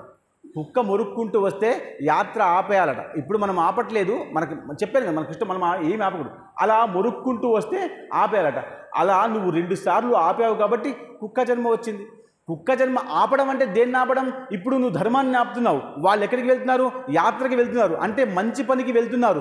మంచి పనికి వెళ్తూ ఉన్నప్పుడు నువ్వు ఆపావు కాబట్టి, వచ్చావు కాబట్టి అది అధర్మం అనుకొని, అపశమనం అనుకొని వాళ్ళు ఆగిపోయారు కాబట్టి నీకు కుక్క జన్మ వచ్చింది. అంతే. నువ్వు మనిషిగా ఉన్నప్పుడు ధర్మం చేసే వాళ్ళని ఆపావు కాబట్టి కుక్కవయ్యావు. ఈ కుక్క మళ్ళీ జన్మలు ఏం చేయాలి? కాపలా చేయాలి. అంతే. ఏం కాపలా చేయాలి? మంచి వ్యక్తుల ఇంట్లోకి దొంగలు రాకుండా చూడాలి. అది పని, భగవంతుడు అప్పచెప్పిన పని. ఆవు పాలివ్వాలి, అంతే. గేదె పాలివ్వాలి, ఎద్దు దున్ని పెట్టాలి. ఎవరికి వాళ్ళకి పరమాత్ముడు పని అప్పచెప్పినప్పుడు నువ్వెలా నిర్ధారణ చేస్తావు ఇది కాదని? అంతా అవును. ఎవరికి అది నియమం? ఎవరికైతే ధర్మం తెలిసి ఉందో వాళ్ళకే తెలుస్తుంది. ఎందుకు? మినుగురు పురుగు ఉంటుంది. మినుగురు పురుగు అంటే తెలుసా? రాత్రిపూట మెరుస్తూ ఉంటుంది. ఈ పురుగు ఎందుకు అంటే మనం చదువుకున్న వాళ్ళం కాబట్టి, మనం ప్రవచనం వింటున్నాం కాబట్టి మనకు తెలుసు. మిగతా వాళ్ళందరూ దాన్ని కాల్చుకొని తినేస్తారు చాలామంది. మరి దానికి అర్థం ఏముంది? మినుగురు పురుగు అంటే ఎప్పుడైతే ప్రకాశం ఉంటుందో, ఇప్పుడు ఇక్కడ చంద్రుడు ఉన్నాడు, సూర్యుడు ఉన్నాడు, ప్రకాశం ఉంది. ఆ ప్రకాశాన్ని అడ్డంగా పోయినటువంటి వాడు అంటే దాన్ని ఆపుతున్నవాడు ఎలా ఆపుతాడు? దాన్ని చూడకుండా ఉన్నటువంటి వాడు ఆపినవాడు. ఎప్పుడు కూడా మనిషిగా పుట్టినవాడు సూర్య చంద్ర దర్శనం చేసుకోవాలి. వస్తూ ఉన్నప్పుడు సూర్యుడిని, వస్తూ ఉన్నప్పుడు చంద్రుణ్ణి దర్శనం చేసుకోవాలి. ఒకవేళ వ్యక్తిగా ఉండి ధర్మం తెలిసిన వాళ్ళు చూసుకోకుండా ఉంటే, అందుకని సంధ్యావందనం ఉందా లేదా? అక్కడి నుంచి సూర్యుడు వస్తున్నాడు అంటే మనం సంధ్యావందనం చేస్తాం. ఇక్కడి నుంచి వెళ్ళిపోతున్నాడు అంటే సంధ్యావందనం చేస్తాం. వెళ్తున్నటువంటి సూర్యుడు వెళ్తూ ఉంటే చంద్రుడిని రప్పిస్తాడు. అసుర సంధ్యవేళ అంటారు. అటుపక్క సూర్యుడు ఉంటాడు, ఇంకా వెలుతురు ఉంటూనే ఉంటుంది, ఇక్కడ పక్క చంద్రుడు కనబడుతూనే ఉంటాడు. అవునా? ఇది అసుర సంధ్యవేళ. ఈ సంధ్యవేళలో మీరు యజ్ఞం చేయాలంటే నీళ్లు వేసి నమస్కారం చేయాలి. అలా చెయ్యకుండా ఉన్నటువంటి వాడు మినుగురు పురుగుగా పుడుతున్నాడు. ఇదంతా నాకెందుకు స్వామి అంటారా? మరి ఎందుకు అంటే ఇదంతా ఉంది కాబట్టి చెప్పాలి. మీరు అర్థం కాకపోతే మరి ఎట్లా? ఇదంతా నాకెందుకు, నాకు ఇప్పుడు ఏం కావాలి, నాకేం కావాలంటే నాకు ప్రమోషన్ కావాలి, ఉద్యోగం కావాలి, ఇల్లు కావాలి, ప్లాట్ కావాలి, అంతే. అంతకంటే మనకి ఏమైనా కోరికలు ఉన్నాయా? ఎవరికైనా కోరికలు ఉన్నాయా? అన్నీ ఇవే. ఈ కోరికల వల్ల ఈ జీవితం అంటే ఇహము పరము అన్నారు. ఇహంలో ఒకవేళ మీరు ధర్మం పాటిస్తే పరంలో సుఖం వస్తుంది. పరంలో సుఖం వస్తుందా? మళ్ళీ ఇహంలో మంచి జన్మ వస్తుంది. కాబట్టి ఈ శంఖుడు ఈ మాటలన్నీ చెప్తుంటే ఈయనకంత ఆశ్చర్యం అనిపిస్తుంది. ఇంత ఆశ్చర్యం అనిపించి అసలు నేను మెల్లమెల్లగా జ్ఞాని అయిపోతున్నానా అని ఒక అహంకారం వచ్చింది. ఇంత జ్ఞానం నాకు వేస్తుంటే చూడండి, ఒకరికి జ్ఞానం ఉంటుంది. నేను మొన్న కూడా చెప్పాను మీకు, మంచి జ్ఞానం ఉంటుంది. ఈ జ్ఞానాన్ని ప్రసారం చేయాలి. జ్ఞానం మీలో పెట్టుకుంటే తప్పే. డబ్బు మీ దగ్గర ఉందా? దానం చేయాలి. అంతే. మీ దగ్గర ఏముందో అది పంచిపెట్టాలి. అందుకనే దుఃఖం కూడా పంచిపెట్టమన్నారు. దుఃఖం మనసులో ఉంచుకోకూడదు. మీ వాళ్లకు మీ దుఃఖాన్ని పంచిపెడితే వాళ్ళు ఆ దుఃఖాన్ని పంచుకొని మీకు కొంచెం దుఃఖం దూరం చేస్తారు. మనకు దెబ్బ తగిలితే బాధ అనిపిస్తే అమ్మ కనబడ్డంగానే ఏడుపు బాగా వస్తుంది. స్కూల్లో ఏడుపు వస్తుందా? వాడికి రాదు. వాడు ఏడిస్తే ఇంకా కొడతాడు సార్ కాబట్టి. ఏం చేస్తాడు? ఆపుకొని ఉంచుతాడు. ఇంటికి వెళ్ళగానే భో అని ఏడుస్తాడు. ఏమైందిరా అంటే నాకు టీచర్ కొట్టింది.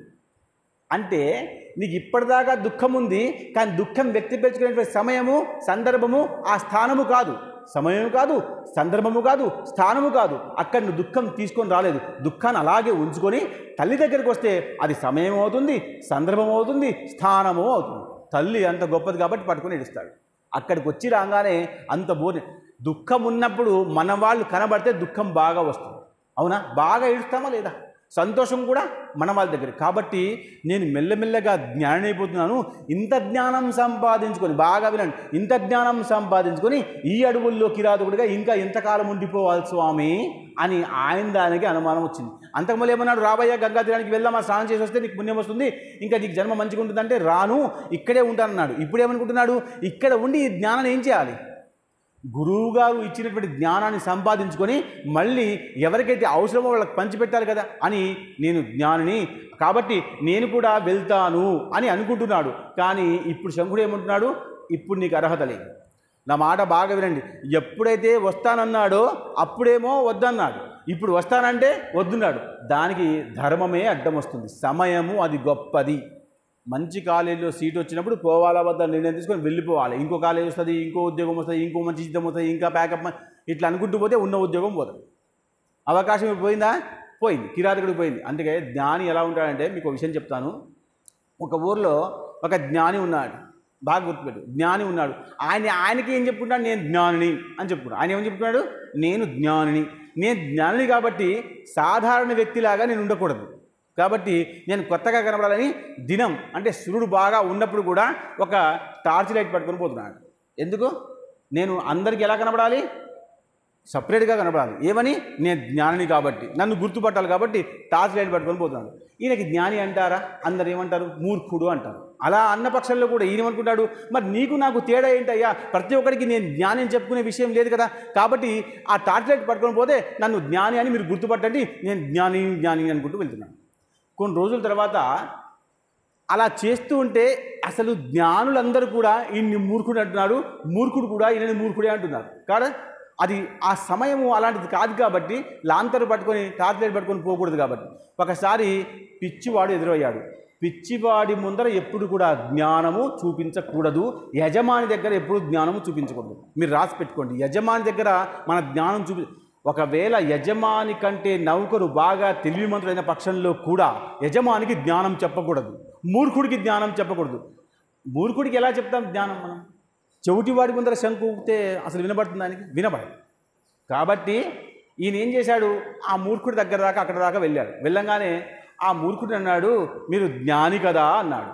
అవునురా, కనబడలేదా, లాంతర్ కనబడలేదా అన్నాడు. ఆహా, మీరు జ్ఞాని అయితే ఒక చిన్న ప్రశ్న, ఒక చిన్న ప్రయోగం చేద్దాం, నేను కూడా ఒప్పుకోవాలి కదా, అందరూ ఒప్పుకుంటున్నారు, నేను ఒప్పుకోవాలి కదా.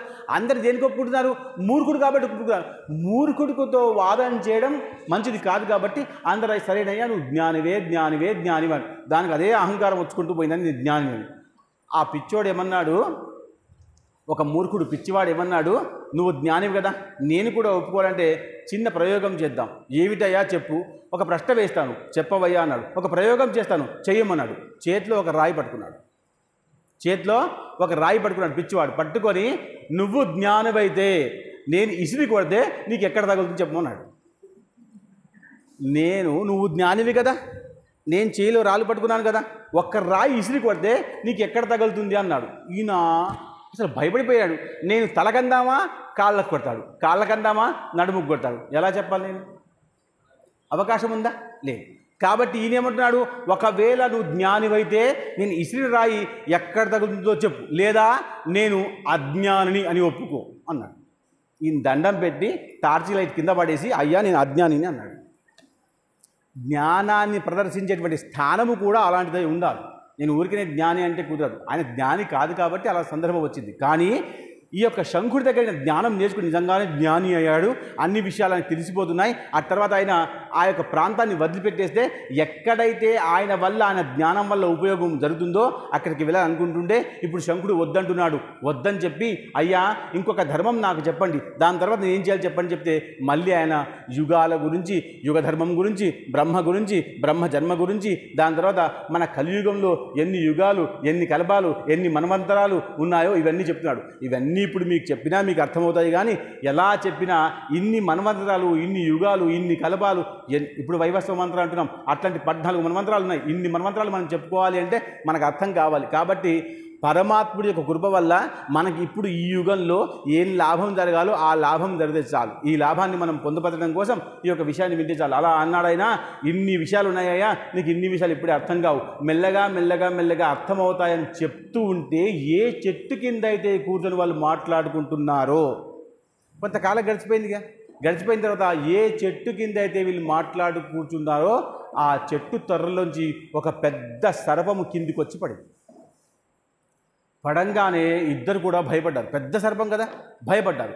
భయపడిపోయి, బాగా వినండి, భయపడిపోయి ఆ సర్పం పడంగానే దాంట్లోంచి ఒక దివ్య పురుషుడు వచ్చాడు.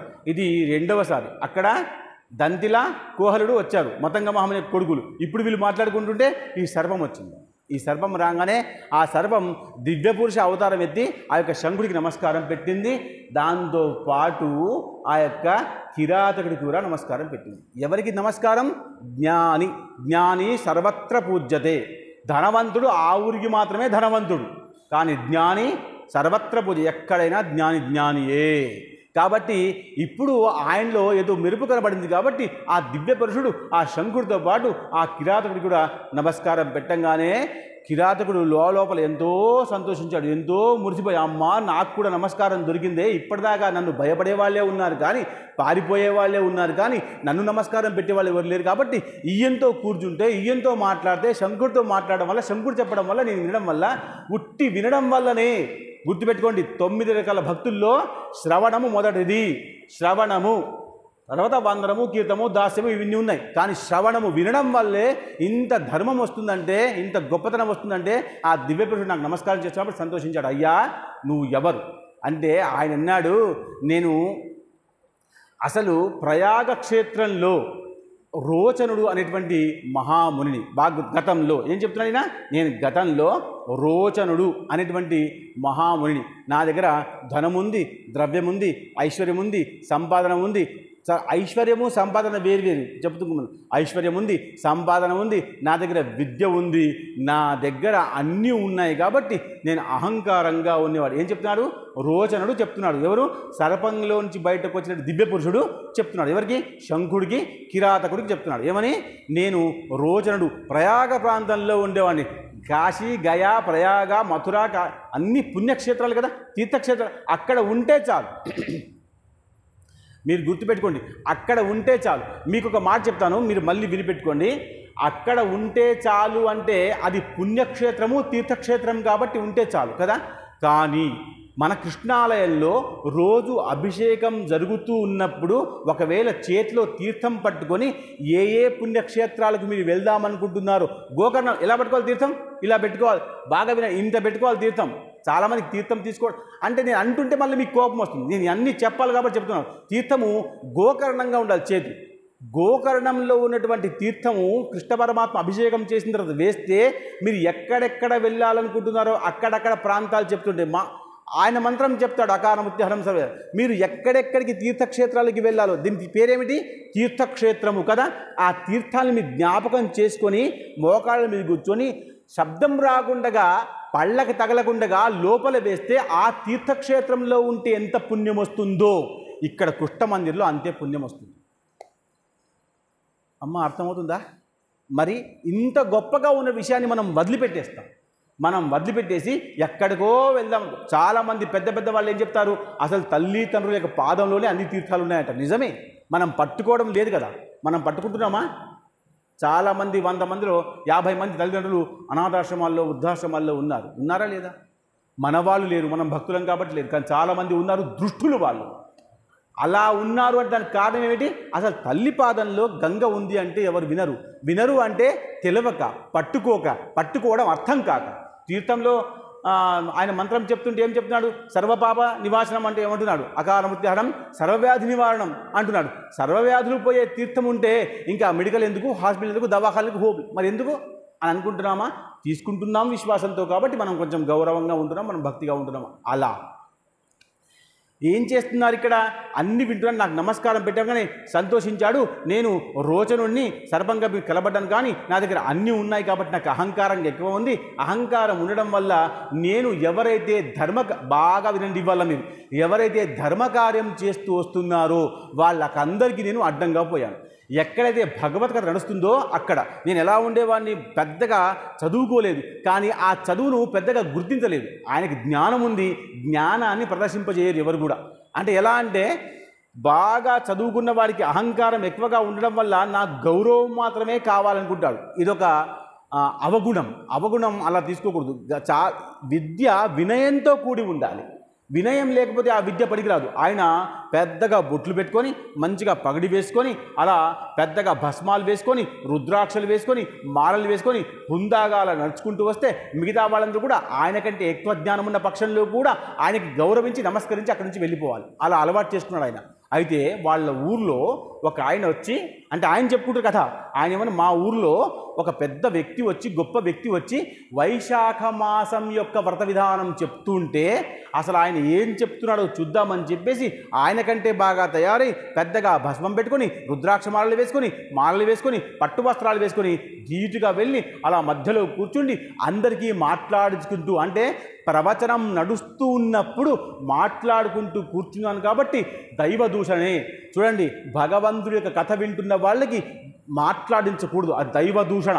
ఇది కథలో ఉంది అదంతా, నేను కొత్తగా చెప్పట్లేదు, నేను చెప్తున్నాను కాబట్టి ఇలా చేస్తున్నాను కాబట్టి చెప్పట్లేదు, ఇలా దైవ దూషణ కాబట్టి ఇలా చేశారు. మళ్ళీ ఆయన ఏం చెప్తున్నారా, ఆయనకంటే నేను గొప్పగా చెప్తున్నాను, అదేం చెప్పడం రా, అది తప్పు, ఇది ఇలా ఉంటే బాగుండేది అని ఆయన అక్కడే మాట్లాడుకుంటూ వాళ్ళకందరికీ కూడా నేను అలా చేశాను.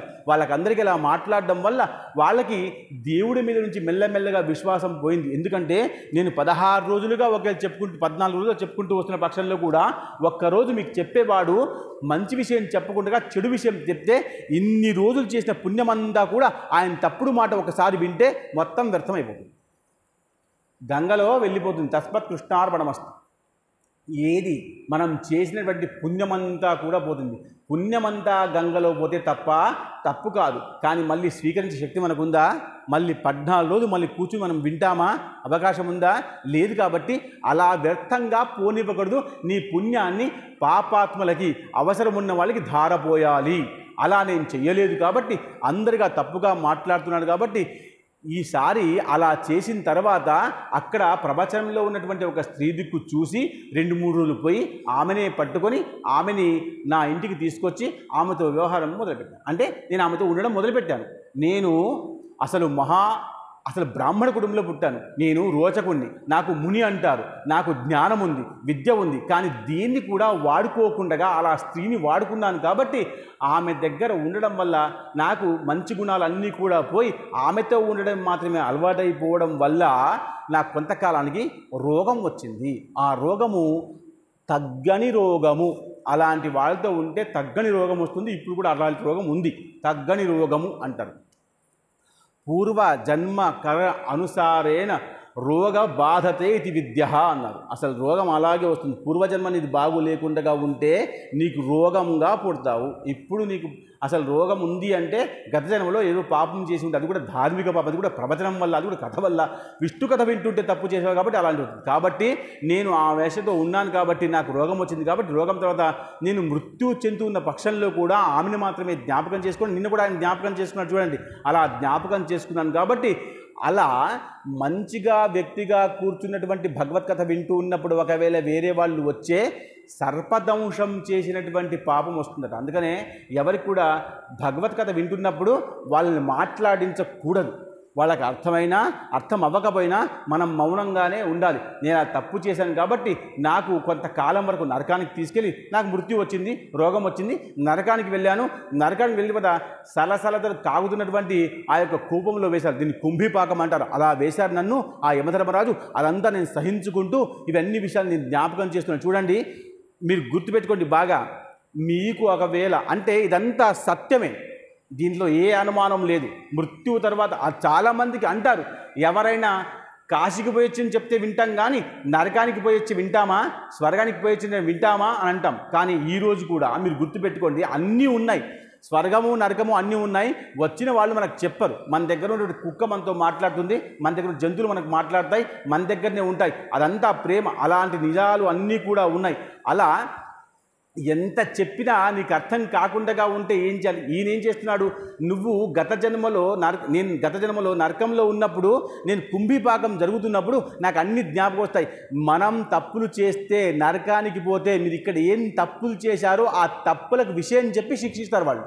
మీరు గుర్తుపెట్టుకోండి, మీకు అప్పుడు అన్ని జ్ఞాపకం వస్తాయి. నేనేం తప్పు చేశానో ఆ తప్పుకు శిక్ష ఇది అని ఆయన యమధర్మరాజు లోపల వేసి మీకు సలసల కాగుతున్నటువంటి నూనెలు వేస్తాడు, కొడతాడు, కుంభిపాకం చేస్తాడు, లేకపోతే నరికిచ్చిస్తాడు, కొట్టిచ్చిస్తాడు. ఇవన్నీ మనకు అక్కడ జ్ఞాపకం వస్తాయి. నేను అన్నీ అక్కడ జ్ఞాపకం చేసుకున్నాను. ఆ తర్వాత పెద్ద సర్పంగా తయారై ఇదిగో ఈ చెట్టు తొర్రలో ఉన్నాను. ఇక్కడ శంఖుడు వైశాఖ మాసం యొక్క ప్రవచనం చెప్తూ ఉంటే విని దీంట్లోంచి ఆ కిరాతకుడి ద్వారా ఆయన అడిగాడు పుట్టాడు కాబట్టి, ఆయన చెప్పాడు కాబట్టి అంత పెద్ద సర్పంలోంచి నేను బయటకు వచ్చాను. ఆ సర్పమే అప్పుడు నాకు దారికి అడ్డంగా వచ్చిన సర్పం కాబట్టి ఆ సర్పంలోంచి వచ్చిన నేనే కిరాతకుణ్ణి, రోచకుణ్ణి అని చెప్పేసి అలా ప్రత్యక్షమయ్యాడు. గుర్తుపెట్టుకోండి, ఇంత కథ ఇలా అల్లితే కథ అర్థమవుతుంది. అలా ఆ సర్పం అక్కడ క్షమించింది కాబట్టి ఇప్పుడు ఆ సర్పంలోంచి బయటకు వచ్చాడు కాబట్టి ఆయన రోజున నాటి ముని కాబట్టి ఆయన ఏం అధర్మం చేశాడు? ప్రవచనం దగ్గర, కీర్తన దగ్గర, భగవత్ నామ సంగీత దగ్గర అందరినీ అవమానించాడు కాబట్టి, చెప్పేవాడిని కూడా అవమానించాడు కాబట్టి ఇలా అయ్యాడు. అలా అయితే గుర్తుపెట్టుకోండి, అలా అయితే ఇప్పుడు వైశాఖ మాసం యొక్క ప్రవచనం వల్ల ఆయన బయటపడ్డాడు. ఆయన రోజులాగా తయారయ్యాడు. ఆయన గత జన్మ అంతా కూడా జ్ఞాపకం వచ్చింది. ఎప్పుడు కూడా మన జన్మ మనకు జ్ఞాపకం వస్తుంది. అందుకనే మన జన్మ మన జ్ఞాపకం రావడం కోసం మీరు గుర్తుపెట్టుకోండి, మనమందరము చనిపోయిన తర్వాత మనకు మోసుకెళ్తుంటే ఇప్పుడు మోసుకెళ్ళడం లేదు. అదేదో రథయాత్రలో అవేమో బస్సులు వస్తున్నాయి, మోసుకుని వెళ్ళాలి. మోసుకుని వెళ్ళే వాళ్ళకి పుణ్యం. రామ్ నామ్ సత్య అనుకుంటూ పోవాలి. రాముడిని జ్ఞాపకం చేసుకుంటూ పోతే ఒకవేళ తప్పులు చేసి ఉన్నా 4 అడుగులు 8 16 అంటే 16 లోకాల పుణ్యాలు మనకు వస్తాయి. గుర్తుపెట్టుకోండి. అందుకని అందరూ మోస్తూ ఉంటే వెళ్తూ ఉంటే దింపుడు గల్లం దగ్గర ఆపి అయ్యా ఒకసారి లే అని బ్రాహ్మడు చెప్పిపిస్తే చెవులో మనం పిలుస్తాం లేమ్మని. అవునా? చూడండి, ఇంత విషయం కంప్యూటర్ కాలం వచ్చినా ఈ రోజుల్లో ఉందా లేదా అంటే గత జన్మ ఒకవేళ నీ జ్ఞాపకం వచ్చి నువ్వు పుణ్యం చేసే కార్యం మిగిలి ఉంటే లేస్తావు అని అర్థం. మనం ఈరోజు ఆపుతామా లేవా దింపుడు కలం దగ్గర? నేను ప్రవచనం కంప్యూటర్ మనకి ల్యాప్టాప్ ఉంది కాబట్టి మనం మానేసామా? అది చేయడం లేదా? చేస్తున్నామా లేదా? దింపుడు గల్లెం దగ్గర 4 సార్లు ఆపాలి. 4 సార్లు బ్రాహ్మడు లేపిస్తాడు. లేపవయ్యా మీ నాన్న లేస్తాడేమో అంటే లేపుతున్నామా లేదా? అంటే గత జన్మకు ఈ జన్మకు సంబంధం ఉంటుంది కాబట్టి ఒకవేళ పుణ్యం మిగిలిపోయి ఉండి అకస్మాత్తుగా వర్ణిస్తే అక్కడ లేవాలి, లేస్తాడు. లేచిన వాళ్ళు కూడా బాగా మంది ఉన్నారు. కానీ ఇప్పుడు మనకు దొరకదు. నేను చెప్తున్నా కదా, ఇప్పుడు ధర్మం చెప్పడం కుదరదు. కానీ అది మానేస్తామా? మాని వేయము. అలా దాంట్లోంచి బయటకు వచ్చాడు. ఎలా? రోచనుడు ఆ సర్పం నుంచి బయటకు వచ్చాడు. అప్పుడు పగ తీసుకున్న సర్పము ఇప్పుడు ఈ సర్పానికి మంచి యోగం వచ్చింది కాబట్టి ఆ సర్పజాతి అంతా కూడా సంతోషిస్తే బాగా వినండి, సంతోషిస్తే ఈ రోచనుడే ఏమంటున్నాడంటే నేను ఇలా ఉన్నాను కదా స్వామి, అయితే నాకు మళ్ళా వచ్చే జన్మ ఏమిటి? ఎవరితో అడుగుతున్నాడు? శంకుడితో అడుగుతున్నాడు. అప్పుడు ఆయన్ని పట్టుకొని నిమ్మిరి, బాబు నువ్వు చాలా గొప్పవాడివి, నువ్వు నీ తప్పుని తెలుసుకున్నావు, నువ్వు చేసింది మహాత్పాతకమే, ప్రవచనంలో చేసిన మహాత్పాతకమే చేశావు. కానీ నీకు సలసల కాగుతున్నప్పుడు జ్ఞాపకం వచ్చిందే మళ్ళీ ధర్మకార్యం చేస్తానని చెప్పేసి మళ్ళీ పుట్టుకొచ్చావు. కాబట్టి వచ్చే జన్మలో నువ్వు ఖచ్చితంగా గొప్పవాడిగా పుడతావు. బాగా వినండి, ఇది వైశాఖ పురాణంలో చాలా స్పష్టంగా స్కంద పురాణంలో ఉంది. మీకు కొంచెం అనుమానం రావచ్చు కానీ స్కంద పురాణంలో ఉంది. దాని తర్వాత దీనికి వివరణ తెలుసుకుంటే మనం మళ్ళీ తెలుసుకునే ప్రయత్నం చేద్దాం. ఈయననే మళ్ళీ వ్యాసుడుగా అయ్యాడట. అంటే మీరు బాగా వింటే అప్పుడు రత్నాకరుడు ఉంటాడు. ఆ రత్నాకరుడు ప్రసేనుడికి పుడతాడు. ఆ ప్రసేనుడు అడవుల్లో ఉంటాడు. అడవుల్లో కిరాతకం చేస్తుంటాడు. బ్రాహ్మణ కులంలో పుట్టినటువంటి ఆ యొక్క రత్నాకుడు కిరాతకుడుగా ఉంటాడు. ఆ కిరాతకుడే ఈ కిరాతకుడు అని వైశాఖపురం చెప్పడం జరిగింది. ఈ కిరాతకుడు ఇలా శంకుడు దగ్గర అన్నీ విని ఆఖరికి ఈ శంకుడు ఆయనకి మంచి నామాన్ని జపంగా ఇస్తాడు. అది రామనామ జపము. కాబట్టి ఆ రామనామ జపం వల్ల ఆయన వాల్మీకి అని పుడతాడు. వాల్మీకి అంటే మళ్ళీ సర్పమే. చూడండి, ఈ సర్పానికి ఇంత కథ ఉంది, మీరు బాగా వినిపెట్టుకోవాలి. కాబట్టి సర్పం ఎక్కడ ఉంటుంది? పుట్టలో ఉంటుంది. అది పుట్ట సర్పం తనకు తాను కట్టుకుంటుందా? కాదు. ఎవరు కుట్టాలి? చీమలు పెట్టాలి. చీమలు పెట్టిన పుట్టలో సర్పము వెళ్ళి ఉంటుంది అన్నట్టుగా పాపం చేసిన వాడిలో పుణ్యాత్ముడు ఉన్న పక్షంలో కూడా పుణ్యాత్ముడు వాళ్ళలోంచి పాపాన్ని లాక్కోవచ్చు. కథ చెప్పడం వల్ల ఒకవేళ మీలో పాపం నిండి ఉంటే మీ దగ్గర భగవంతుడి యొక్క శక్తి ఉంటే మీ పాపం అంతా కూడా ఇక్కడ మూట కట్టబడుతుంది. మీలో ఉన్న పాపం ఏమైనా ఇప్పటిదాకా జరిగి ఉంటే ఇప్పుడు హారతి చేసినప్పుడు అంతా భస్మమైపోతుంది. మీరు నా మాట ఒక్కొక్కటి అర్థం చేసుకోండి. మీరు ఊరికనే వైశాఖ మాసాన్ని అలా తీసి పారేసినట్టుగా ఏదో రమ్మన్నారు కాబట్టి స్వామి వచ్చారని అనుకోండి. మీరిప్పుడు పాపం చేసి జరిగి ఉంటే హారతి తీసుకునేటప్పుడు మీ పాపమంతా కూడా భస్మమైపోతుంది. అదంతా కూడా ఆ పాపము పరమాత్ముడి యొక్క పాదం దగ్గరికి వెళ్ళిపోతుంది. మీరు అక్షంతలు తీసుకొని చేయి ముట్టుకుంటున్నారా లేదా పూలకి, ఆ పాపమంతా పరమాత్ముడి పాదం దగ్గరికి పరమాత్ముడు పాపాన్ని తొక్కేస్తాడు. ఎవరి కోసం? భక్తుల కోసం. కాబట్టి ఆ పామే మళ్ళీ కిరాతకుడే వాల్మీకిగా మారి ఆ వాల్మీకి అని పేరు పెట్టడానికి కారణం ఏంటంటే ఆ పుట్టలోంచి బయటకు వచ్చాడు కాబట్టి, కిరాతకుడు రామనామం జపం చేశాడు కాబట్టే దాంట్లోంచి వచ్చిన తర్వాత ఆ పాముకి, ఈ పుట్టకి, ఈ కిరాతకుడికి, ఈ వాల్మీకి ఇంత మంచి సంబంధమని వైశాఖ మాసం చెప్తుంది. కాబట్టి వైశాఖ మాసంలో ఉన్నటువంటి వాల్మీకి జన్మ ఈ రకంగా ఉంది, రామాయణంలో ఆ జన్మ ఇంకో రకంగా ఉంది. చెప్పాను కదా, ఒకవేళ మనం అన్ని పురాణాలు పట్టుకుంటే నిన్న మనం ఆ యొక్క శంకరాచార్యుల యొక్క భార్య పేరు చెప్పుకున్నాం, మనం వాసిష్ఠాదేవి చెప్పుకున్నాం. వాసిష్ఠాదేవి అంటారు కొందరు అకల అంటారు. అంటే ఎలా చెప్పుకున్నా ఒక పురాణం ప్రకారంగా, ఒక కథ ప్రకారంగా అవి మారుతూ ఉంటాయి. కాబట్టి ఈ మారుతూ ఉన్నటువంటి విషయానికి పెద్దగా పట్టించుకోకూడదు. కానీ ఏ మాసం గొప్పదో ఆ మాసం గురించి మనం చెప్పుకోవాలి. కాబట్టి ఈ వైశాఖ మాసంలో, ఈ వైశాఖ పురాణంలో ఆ యొక్క వాల్మీకి ఇలా పుట్టాడని చెప్పడం జరిగింది. అందుకనే మీరు మళ్ళీ సతమతం అయిపోదు కాబట్టి ఇలా ఎందుకు జరిగింది అనుకోకూడదు. కాబట్టి నేను చెప్పే పెడుతున్నాను, మనము ఎప్పుడైతే రామాయణం చదువుకుంటున్నామో అప్పుడు రత్నాకర్ గురించి చెప్పుకుంటే ఇలా చెప్పుకోవాలి. ఈ వైశాఖ మాసంలో ఇక్కడ దాకా చెప్పుకున్నాడు కాబట్టి ఆ శంకుడు చెప్పాడు కాబట్టి ఈ కిరాకుడు ఇలా పుట్టాడు. కాబట్టి ఈయననే కిరాతకుడిగా ఉన్నటువంటి వాడికి రామనామ జపం చెప్తే ఆ రామనామ జపం చేసుకుంటూ ఉండి ఆ వాల్మీకంలోంచి వచ్చాడు కాబట్టి వాల్మీకి అయ్యాడు. ఎందుకంటే ఆ పాము ఈ పాముకు సంబంధం ఉంది కాబట్టి ఇలా జరిగింది. కాబట్టే ఆ యొక్క వాల్మీకి పెద్దవాడై గొప్పవాడై అద్య కవి అయి ఆది రామాయణం రచించి రామనామాన్ని చెప్పి ఆ రామనామం వల్ల మనం అందరం కూడా పునీతమయ్యేటట్టుగా గొప్ప విషయం జరిగింది. దానికి కారణము అది వైశాఖ మాసంలో ఆయన అన్ని కథలు విన్నాడు కాబట్టే సాధ్యమైంది. కాబట్టి వైశాఖ భగవానకి అర్థమవుతుందా? వైశాఖ మాసంలో ఇంత గొప్ప కథలు విన్నాడు కాబట్టి ఆయన గొప్పవాడై మళ్ళీ చెడ్డవాడుగా నుంచి గొప్పవాడి నుంచి ముని అయి, ముని తర్వాత ఆయన గొప్పగా ఉన్నటువంటి రామకథను రచించి మనకు రామనామాన్ని ఇచ్చి మనం అందరి జీవితాన్ని ఈ రకంగా తీసుకొని వెళ్తున్నాడు. కాబట్టి వైశాఖ మాసంలో కథ వినడం వల్ల ఎంత గొప్ప ప్రయోజనం ఉందో, ఎంత గొప్ప మీకు లాభం ఉందో అని చెప్పడం కోసమే ఆ యొక్క శంకుడు ఈ రకంగా చెప్పాడు. కాబట్టి ఈ కథను మీరు జాగ్రత్తగా వింటే మీకు అన్ని పాపాలు, సర్వపాపాలు పోతాయి. రోజు పోతున్నాయి, ఈరోజు కూడా ఖచ్చితంగా పాపం అంతా పోయి మీరు కూడా మంచి, అంటే ఇప్పుడు మంచి వాళ్ళు కాదని కానీ ఇంకా మంచిగా ఉండేటువంటి అవకాశం వస్తుందని ఆ పరమాత్మకి నమస్కరిస్తూ స్వస్తి. కృష్ణాయ వాసుదేవాయ హరే పరమాత్మనే ప్రణతక్లేశనాశాయ గోవిందాయ నమో నమః. ఓం